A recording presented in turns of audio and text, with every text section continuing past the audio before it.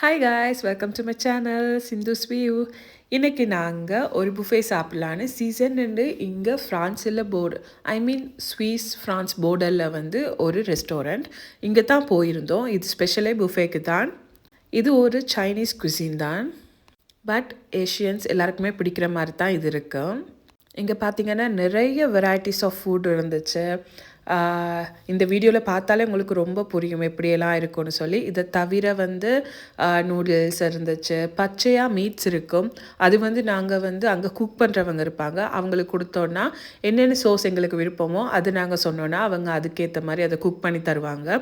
உங்கள்கிட்ட கேட்பாங்க இது ஃபுல்லாக நல்லா குக் பண்ணி வேணுமா, இல்லாட்டி ஒரு அளவு இப்போ பீஃப் எல்லாம் பார்த்தீங்கன்னா லைட் கொஞ்சமாக குக் பண்ணி எடுத்து சாப்பிடுவாங்க, அப்படி குக் பண்ணி வேணுமா, என்ன மாதிரி வேணும்னு சொல்லி எல்லாம் கேட்டு அந்த மாதிரி உங்களுக்கு ஏற்ற மாதிரி குக் பண்ணி தருவாங்க.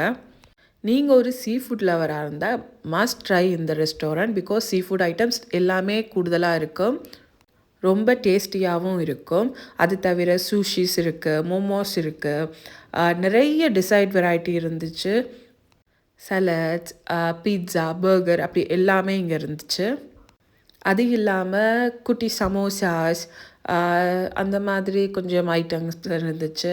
நீங்கள் இந்த வீடியோ பார்த்தீங்கன்னா ஃபுல்லாக பார்த்தீங்கன்னா உங்களுக்கு தெரியும் இங்கே என்னென்ன ஐட்டம்ஸ் இருந்துச்சுன்னு. என்னால் முடிஞ்ச அளவு நான் இதை கவர் பண்ணியிருந்தேன்.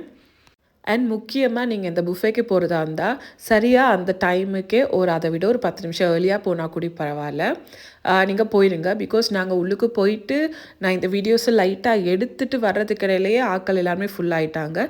பெரிய பார்க்கிங் ஸ்பேஸ் இருக்குது, பட் இருந்தாலும் அது டக்குன்னு ஃபுல்லாகி நாங்கள் சாப்பிட்டு வெளியால் வரும்போது கூடி அங்கே க்யூ நின்றுட்டே தான் இருந்தாங்க சாப்பிட்றதுக்காக.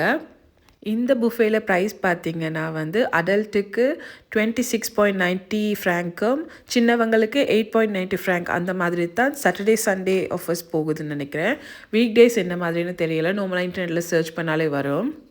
ரெஸ்டாரண்ட் கூடி ரொம்ப பெருசாக இருந்துச்சு அண்ட் சாப்பாடும் ரொம்ப டேஸ்டியாக இருந்துச்சு. டெசர்ட்ஸ் எல்லாம் ரொம்ப நல்லா இருந்துச்சு. நான் இது வரைக்கும் ஒரு 4 சைனீஸ் ரெஸ்டாரண்ட் போயிருந்தேன்.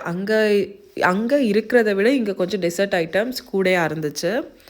ப்ரைஸ் வைஸாகவும் இது ஓகே தான். இது தவிர நீங்கள் மொஜிட்டோ, காக்டெயில், மாக்டெயில், லிக்கர் எதுனாலும் இங்கே எடுக்கலாம். அது எல்லாத்துக்குமே நீங்கள் தனியாக பே பண்ணணும், கஃபே எல்லாமே. அது இல்லாமல் தண்ணி ஃப்ரீயாக கொடுப்பாங்க.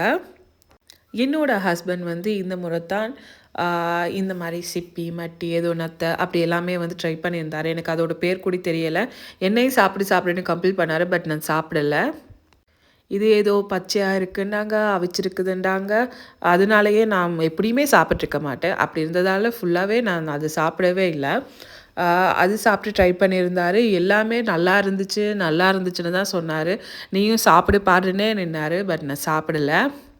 எனிஹவ் இது பிடிச்சவங்க நிறைய பேர் இருப்பாங்க. ஸோ இதுகள் கூடி இங்கே இருக்குது. இதை கூடி நீங்கள் கொடுத்து க்ரில் பண்ணி எடுத்துக்கலான்னு நினைக்கிறேன். அவங்க இதுக்கு தனியாக வச்சுருந்தாங்க, அந்த க்ரில் பண்ணுற ஐட்டத்தோடையும் இது வச்சுருந்தாங்க.